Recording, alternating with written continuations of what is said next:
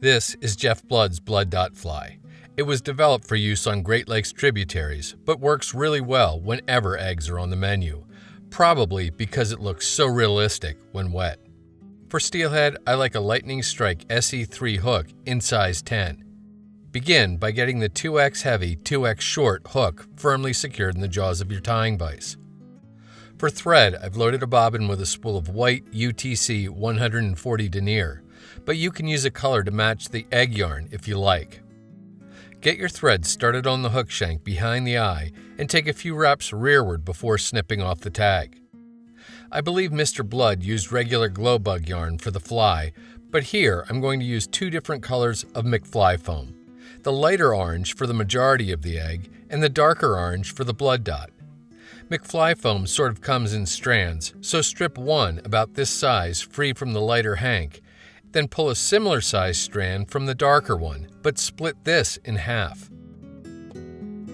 Pick up the lighter colored strand, snip the end off square, place it on top of the hook shank, and take nice tight thread wraps to bind it down. I like to use a bodkin for this next step. Fold the material around the bodkin to form a small loop that extends not quite to the back of the hook bend. While holding the loop in the fingertips of your left hand, take thread wraps to once again bind the material to the top of the hook shank. Then pull the material back and take thread wraps in front of it. Using your bodkin, form a second, slightly larger loop in front of the first and bind that one down in a similar manner, but this time leave your thread at the tie-in point.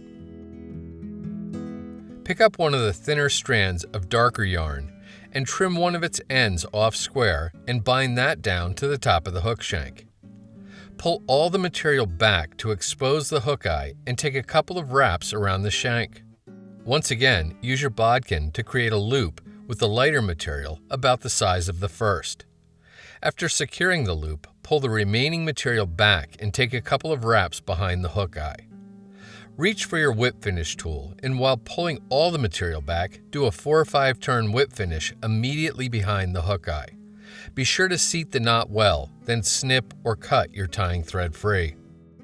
Pull tight on the front material and trim it off nice and short.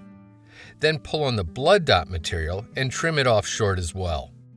And that really is all there is to it. The fly can be fished just like this, but to increase its durability, I turn the fly over and use thin UV cure resin, here Solarez Bone Dry, to saturate the thread wraps on the underside of the hook. I'll then pick up my UV torch and give the area a good shot of UV light.